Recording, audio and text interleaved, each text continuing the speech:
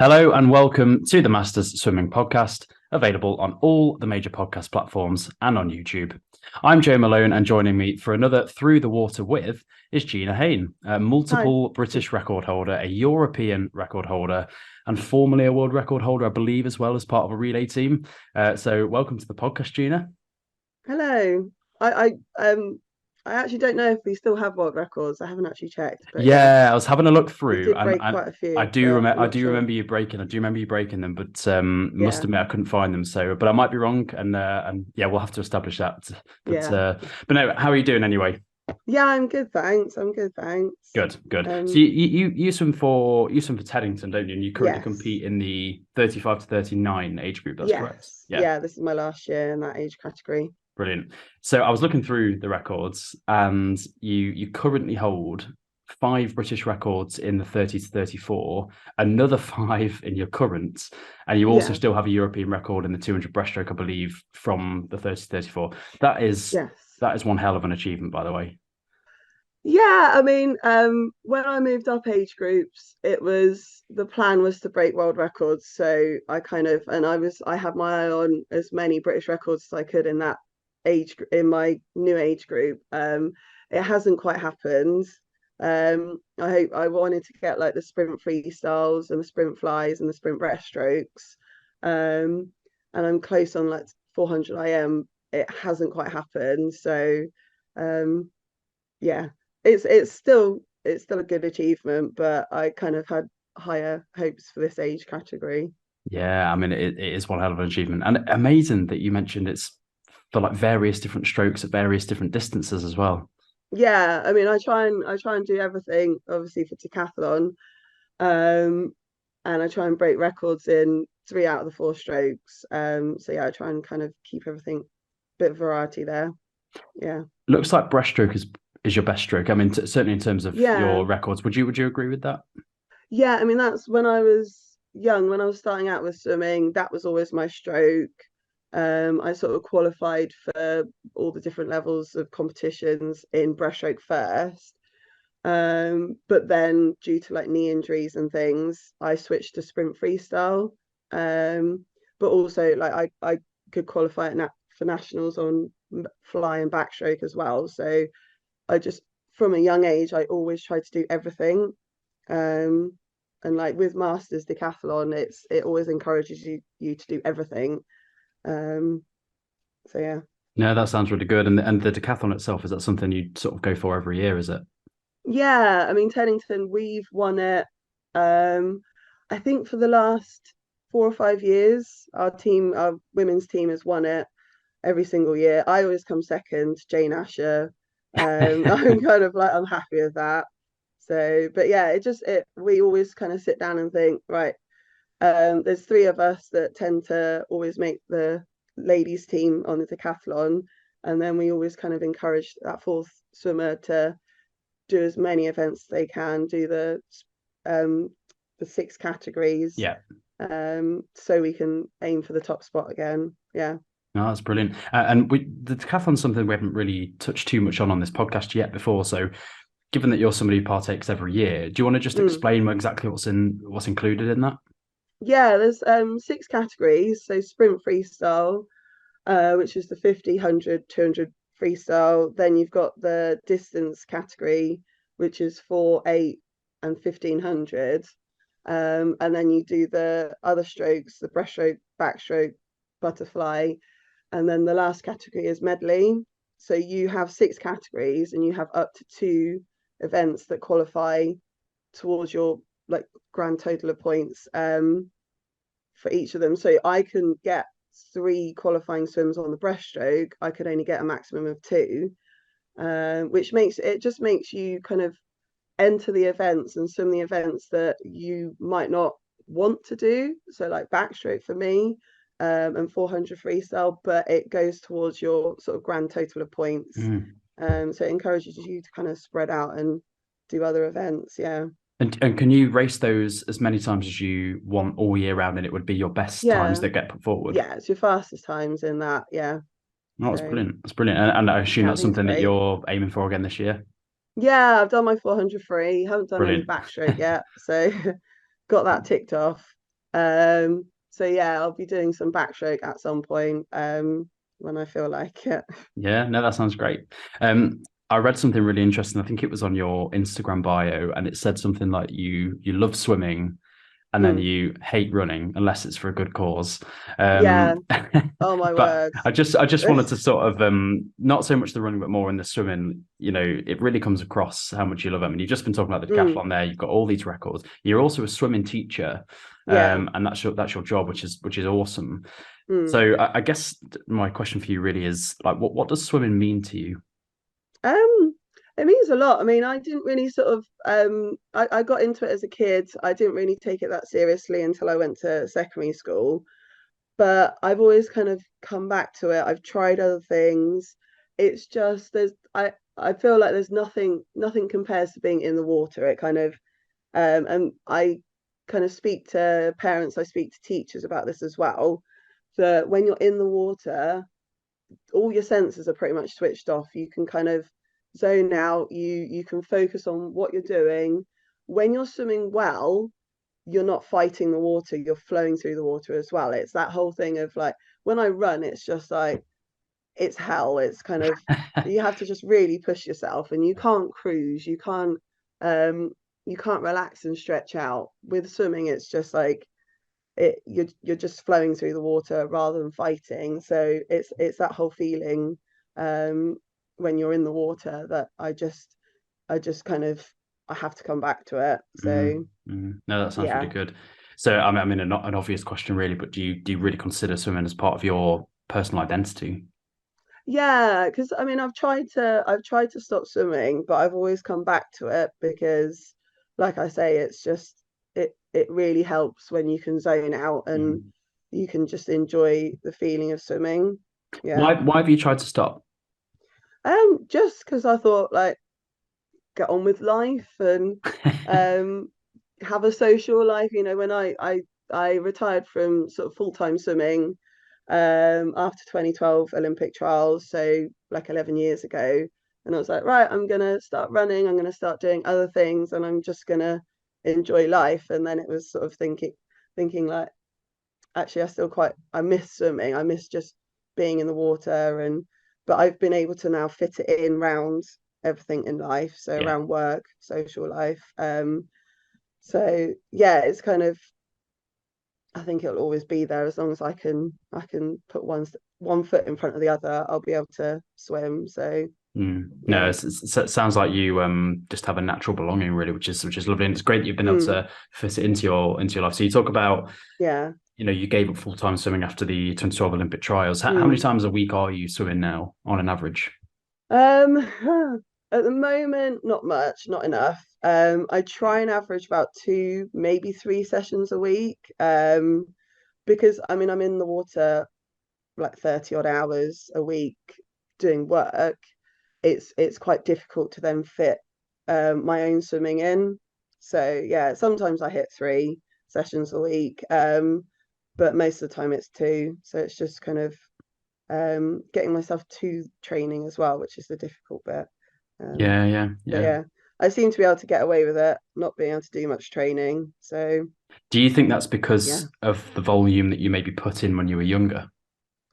Um, I don't know. I think I still keep myself in good shape. I'm sort of since I was like late teens, I've been this height, this body weight, this cut.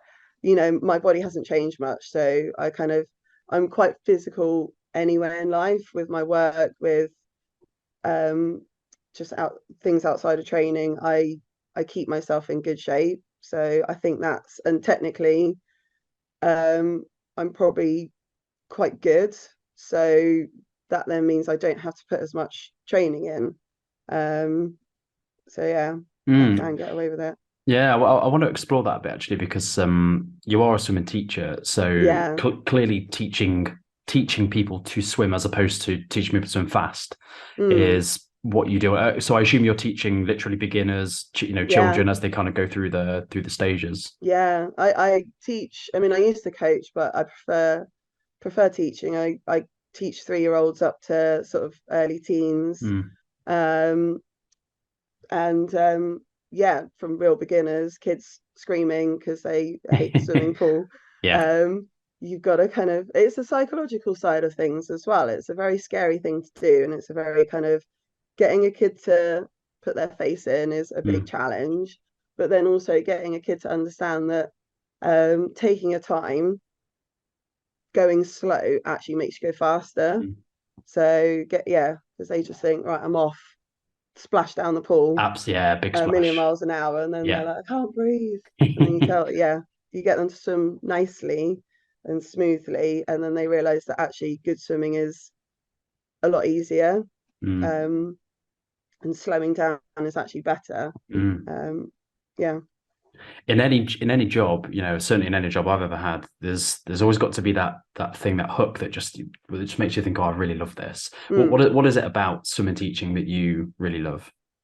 Well, it's taking those kids that are absolutely petrified, um, and then giving them that confidence, and then seeing them kind of throwing themselves around and absolutely loving their swimming, and coming on poolside with like massive smile on their face, because they love swimming. It's not just about kind of getting the badges and doing the distances, but they actually love coming in and learning about sort of how to move in water and having that confidence. And I'm very much like, when I teach, I try and get them to think about what they're doing and why things are good, and why they've sort of progressed, rather than me always telling them like, brilliant job, excellent, and kind of having the parents give them thumbs up. It's, they kind of think about how they're doing in the water, and giving themselves their own confidence. Yeah. Mm.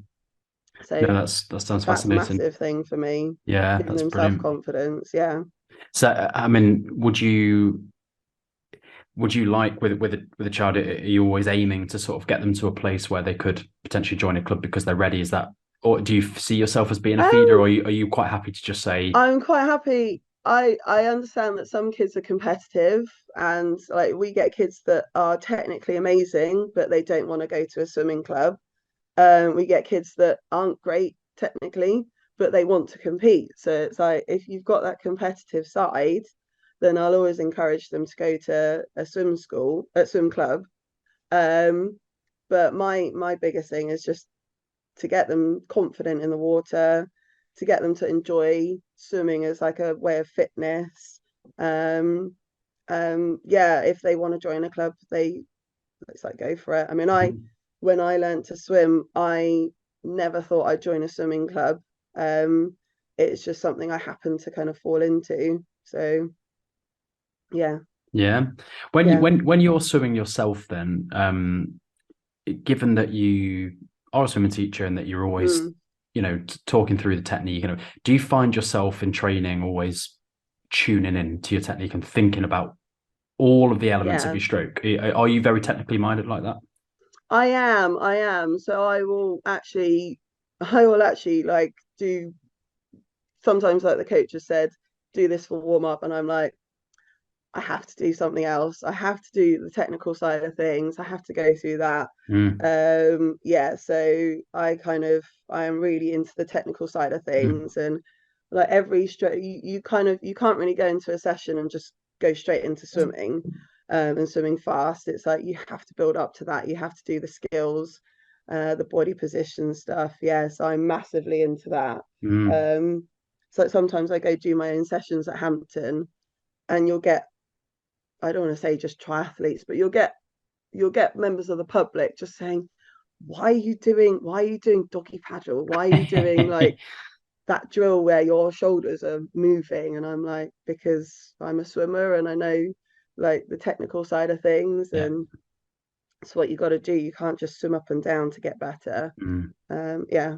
It's a really, really fascinating thing, this, because I had Carrie Ann Payne on the podcast a few weeks ago, who Yeah. who said that, in her opinion, sort of drills and skills they're not pointless, but for her it's about putting the volume in. And then speaking to you, Yeah. it's speaking to you, it sounds very, very different. You're all about Well, we're the different feel and athletes. So sure, she's very much a distance swimmer. yeah, And I think she did medley, but she tended to stick to freestyle, yeah, whereas I mean, I'm a sprinter. The faster you go, the more your flaws are highlighted. So Mm. it's not about your aerobic capacity. Yeah. It's about minimizing drag. It's about um, being as stable as you can in the water. Because the faster you go, it's like Formula One cars. The faster Hmm. you go, the more aerodynamic the car's got to be. So you can't be wiggling and wobbling and lifting your head on a 50 freestyle. You can't have those technical flaws. Hmm. So yeah, you kind of it's a different sort of way of training for sprinters as it is for distance swimmers. Yeah, It's very true. I'm about a yeah. third of the way through the book Chasing Water, which is Anthony Irvin's memoirs. The book was actually Okay, out. yeah, The yeah. book was out prior to his gold medal in 2016, not long before actually. Okay, And then yeah, I remember because I only got the book for Christmas this year, and I remember when I asked for the book for Christmas, I thought it's a bit of a shame he didn't wait until after the Olympics because then that could have changed the whole yeah. narrative. But Or add a little actually, chapter. add a little chapter, but actually Yeah, reading it, it's really not about his gold medals. no. So actually, I don't necessarily think it would have made a difference it coming out after. But what's Mm, really interesting with that book, I don't know if you've read it or if anybody listening to this has read it, no, but I it's didn't even know it existed. it's I would, you yeah. you would absolutely love it. It's so fascinating his Mm, general mindset around how and he references Natalie Coughlin as well mm, and how she's also very similar mindset. He is so technical and he would often take himself away from the group because he didn't just want to slog up and down. He wanted to feel everything yeah. and he was constantly experimenting and Mm, it kind of shows still images of him. And, if you're watching this on YouTube now, you can see his hand position as he enters the water is yeah. stunning. Because his swim speed, I think he came back for London, made the finals, but his Mm, swim speed was wait, you could see like his dive was not great, exactly. Yeah. and he was coming up behind everyone, but his swim speed was phenomenal. So Mm, yeah, it just shows like yeah, you've got to have that attention to detail as a yeah, sprinter. absolutely. And So he says that he spends every single second training thinking about all of the elements, but when he mm, races, he's able to clear his mind. yeah, So, yeah, are you the same when you're racing? Are you able yeah. to not think about things? It's that whole thing of like you do it so many times in training how you want to race it that when you come to a race it's you don't have to think. Yeah, Hmm. it's that whole thing. Like when I used to train for 50 freestyle, it was I knew exactly when I needed to breathe. I'd breathe at 35 meters. So in a race I'd just be head down, head down, head down, take a breath, head down, finish. um so yeah, it's like second nature. Hmm. Yeah. That's But that's brilliant. like when people have their sort of amazing swims, a lot of the time they just don't know how it happens. They don't remember how what they thought about. Yeah, it kind of happens because Mm, you're so well trained. Yeah.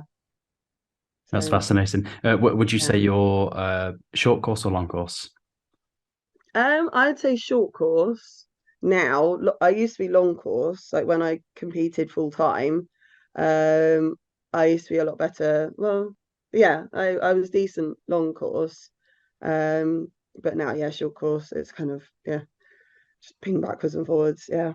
No, fair enough.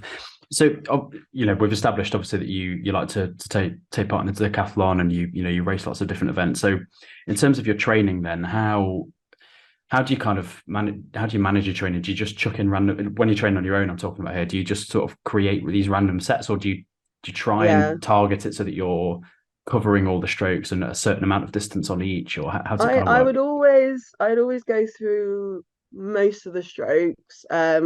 I often sort of miss out backstroke.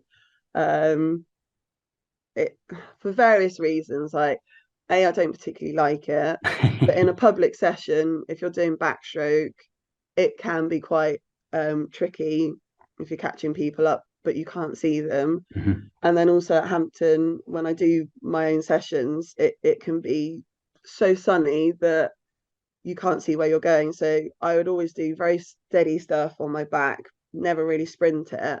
Um, but no, training wise, I always try and sort of hit every single stroke, um, but then maybe focus more on freestyle and breaststroke um, on the main set, like going sort of max effort or doing whatever I needed to do on the main set, I'd do it on those 2 strokes. So Do you try and train or do you try and train up your aerobic capacity, or are you one of these people who likes to swim really slow with your technique and then really fast putting it into race practice? Yeah, The latter. slow and then fast. I've never been great aerobically, so I remember moving to when I went to Bath uni, just being absolutely kind of Ealing as well. Just everyone would just swim away from me. We'd do sort of sets of hundreds, 200s, 400s, and I could not keep up. So my aerobic capacity, I think, because I came to swimming so late, maybe wasn't built up enough. I sort of joined a big club when I was about 15, so maybe I just haven't built up my aerobic capacity. Maybe I don't have it. So sort of training wise, I'd always prefer the max effort sessions, the short speed, those kind of things, lactate production, anything where I could just go flat out. I loved it. So when you were training full time, what sort of hours and meters were you doing a week there? I try and aim for sort of 8, 9 sessions a week in the pool. Maybe sort of 2 or 3 land training sessions. I was probably doing about 40K. I think my yes, because some of the sessions we'd do would be kind of assisted cord work or resisted cord work, so we wouldn't really do much in the way of meters, but it was good quality stuff. But yeah, I've always had to be careful because I would just always get ill. I mean, I'm ill now. I was ill at Christmas, so it's kind of like I'm very susceptible to illness. So if I overdid it, then I'd always be suffering the next week with a cold or something. So yeah, I didn't sort of do as much as everyone else did, but I still did a fair amount, I guess. Yeah, no, that's really interesting. And again, everybody's bodies are different genetics, all this kind of stuff. And some people respond really well, don't they, to 60, Yeah, 70K a week. Some people, I yeah. mean, it's been sort of well documented on this podcast now. I wasn't a swimmer at a big club as a kid at all. So the most I ever did really was about 4 sessions, because to me, swimming was something I did alongside other hobbies. Yeah, So yeah. I was trying to work this out the other day. I reckon the most I ever swam per week was probably about 12K. Yeah, So I'm 30 now. So the thought of me suddenly trying to do 20K a week, even, I think it just wrecked me yeah, because I've just never done it before. So I think for me, yeah. 10K is probably, but mentally as much as physically, really feels about my limit. But then there are other people that I know that I talk to, master swimmers, and they love hitting 20+K a week because it just makes them feel great. Yeah, so it's just interesting, different mentalities, isn't it? Yeah, it's kind of like if you can fit that in, it's great. I mean, yeah, I'd love to be hitting that. I mean, I think I barely get over 10K a week in. I think when we were in the first lockdown, I actually did more swimming than I normally did because we just went in the river and we were doing 5Ks, sort of 4 or 5K 3 or 4 times a week. So yeah, it's no, I think like you could probably build up to that. You could probably sort of start adding in sessions and build up to that. But yeah, it does take up a lot of your time, especially if you're doing other sports as well. Yeah, no, for sure, for sure. So let's talk about Teddington then, because that's the club that you compete for, and they're not a club Yes. that we've really talked about much on this podcast Yeah. before. So I mean, they're a massive club, and they've got loads of training time available, some at various Yeah. different pools. So I mean, tell me a bit about the club. Yeah, I think we've got about 10 or 11 sessions a week, various different pools. We have like, and this baffles people, we have lunchtime sessions because I think a lot of people work from home and they can be flexible with their working. They can come over for a lunchtime swim. And we've got evening sessions as well and a couple of mornings. But you can pay, like I'll pay for 2 sessions a week and I can pick any 2 I want as long as they're not full. Um, but yeah, we have quite a lot of flexibility, which is why I think we attract a lot of swimmers to the club because we have that flexibility. We can do that. Yeah. That sounds absolutely fabulous. And there's a Mm, there's a few clubs that I've swum for as a master swimmer now that don't offer many sessions a week. So it's quite, mm, it's quite restrictive, but also one particular club that I've swam with for a few weeks, you either paid the full amount mm. or nothing. And if you didn't want Yeah, to commit to that many sessions, it was tough. You still had to pay that price. And yeah, so I knew I wouldn't swim that many times a week, especially because, one of the sessions was like a Friday night, 9 till 10. mm, One was a Sunday evening, 5:30. And I thought, well, that's the heart of my weekend. I don't really want to be yeah, swimming. So yeah. I didn't join the club in the end, which was a real shame, but it sounds brilliant and Well, flexible at I mean, Teddington. we've got sort of similar session times, but then because we have such a variety and you're paying for X number, it's like I went training last night. So I went training on a Sunday evening, 6:30 till 7:30. We do have Friday evenings, 9 till 10. A lot of our sessions finish at 10 o'clock, but because you're not forced to kind of pay for everything, um, It it becomes just more of a means choice, doesn't it? yeah, it just means that like I mean, I tend to go see family on Sunday, so I'm not back until gone sort of 7 o'clock. But if on the off chance I do have a Sunday where I'm doing nothing or I'm in the area, I can go to that session. So it does make it more flexible. I've heard of a few clubs that will just make you pay for everything. Yeah. Yeah, regardless of whether you can make them or not. So, Mm. It's a shame. Yeah. mm. How long But have you been part of Teddington? so Teddington Masters since 2016, but Teddington Swimming Club, I joined as an 11-year-old in Ah, brilliant. 1996, and I've kind of always gone back to it. I started there, kind of realized I was actually quite good at swimming, went off to Hillingdon during my A levels when I needed to focus more on my studies and swimming. I came back to Teddington, went to uni, hated that, came back after a year, came back to Teddington, and then spent 6 years at Ealing because I kind of found my fit, and that was working really well for me. But when I retired, a guy called Ed Sinclair was coaching at Teddington in the age group program, and he needed a junior assistant coach, and I just sort of fell into that role, and that brought me back to Teddington, and I started competing for them again, and had plans to quit swimming, but still had national times. Mm. So swam at Arena League, qualified for nationals again, and just thought, oh, I'll keep doing this. Arena League nationals, and um, yeah, just kept going. And then I stopped coaching, so I didn't train with the age group program.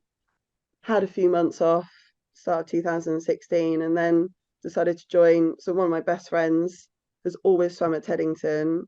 That's how I know him. Um, he was like, "Oh, we're doing a meet in Gloucester. Do you want to come along?" And so, and I'd signed up to the Dart 10K that year, 2016.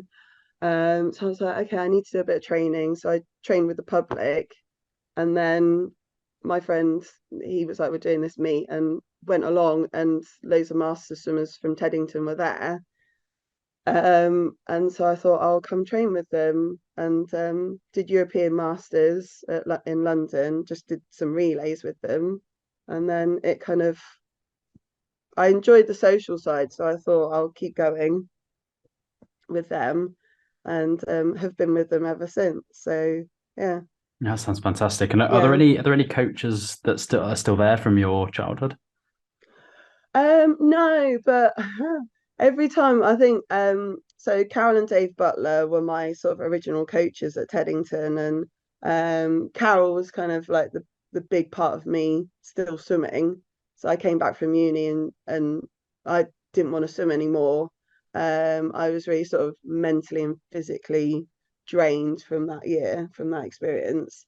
And she was the head coach at Teddington at the time, and she was just like, well, come in if you can manage half an hour, that's fine. She was quite happy for me to kind of do the warm up and go. And then she sort of slowly brought me back.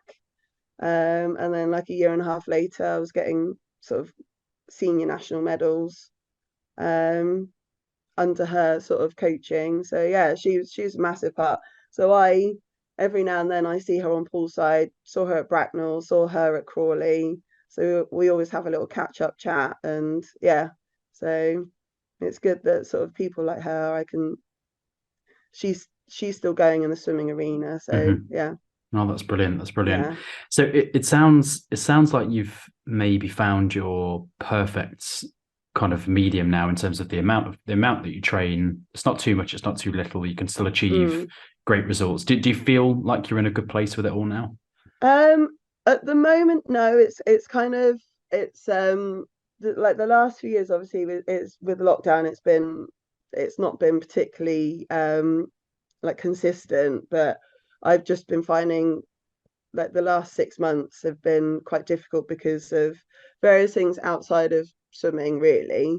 So it's just kind of it's going back to I feel like I need to go back to my technical side, Yeah. do a few more sessions on my own, and just be able to kind of get my head back into it, and then hopefully by the end of the year I'll be swimming a bit faster. Mm. um yeah, it's kind of at the moment I'm not where I want to be, so yeah, massively. But yeah, I'll figure a way. I always manage to figure a way. I always have these years where I'm like, don't know what's going on. But I always find my fit, so yeah. Yeah. That's good. That's good. So what are your targets for this year then competitively? Um, it's the whole thing of like it's the last year in this age group, so set as many records as I can. I did say that when I moved up an age group, yeah, I'm going to get world records, and feel like I jinxed it a bit because that hasn't happened. Um, but yeah, just see how many records I can break, um, and across as many disciplines as I can, um, and yeah, just see how fast I can keep going. Brilliant. When's your next competition? Um, haven't actually entered anything. It's an interesting one because this year everything that so I work on a Saturday, so it kind of wipes out competitions on a Saturday unless they're late on in the day and close by. All the Sunday meets I'd normally go to Gloucester and Erith, they clash with other things. So it's like I know a lot of people that are doing the London Marathon, so I'm going to be there cheering my friends on. I've got a wedding, so I'm off. I miss Erith, and I'm there thinking, when am I going to next race? So I haven't entered anything yet. I'll probably do the London regions for the age groupers. See if I can qualify for nationals again in the summer, and then long course nationals for masters, and then hopefully I can pick up a masters meet somewhere before that, so I can get a bit of race practice. But yeah, at the moment it's kind of there's nothing really I can enter at the moment. Everything's on a Saturday, and miles away. So yeah, I'm not entirely sure. Yeah, well, I'm sure you'll find something coming up soon, and Yeah. obviously when you do, I'm sure that will kind of get you mentally refocused with it all as well, Mm. which sounds like it's what you need. But Yeah. no, listen, thank you very much. I really enjoyed that No, chat, it's all and right. no, so fascinating to hear about how technical of a swimmer you are, because I always think Yeah. as it's probably the majority of master swimmers, yes, they like to compete, but they're in it to keep the fitness up. And I just love that you're just a pure Yeah. swimming lover, and I just think that's fascinating. Yeah. I mean, you should see me in like when I used to train at Ealing. If I missed my hand entry, I'd have a massive, I would have a meltdown. I'm Yeah, very much like I get so frustrated if perfectionist. it's yeah, hugely. It's all about Yeah. feel, it's all about flow. So for me, yeah. But I see some of my old teammates, and I see sort of the swimmers that came from a swimming background, and you see them warming up, and you see how different they are to the other swimmers, and just how technical they are. And um, yeah, it's kind of, I guess we've been trained that way as well. Mm. Yeah. Yeah, So no. Well, Yeah, fantastic. And I have to massively. say, I think if it helps, I think this podcast has flowed lovely as well. So thank you very Thanks. much for that. And It's yeah, I'm been sure good I'll see fun. you. It's been Yeah, good no, fun. no, it definitely has. But it's been a pleasure to talk to you. And I'm sure I'll see you at a competition soon. Yes, hopefully. Brilliant. Thank Thanks a you. lot. Cheers.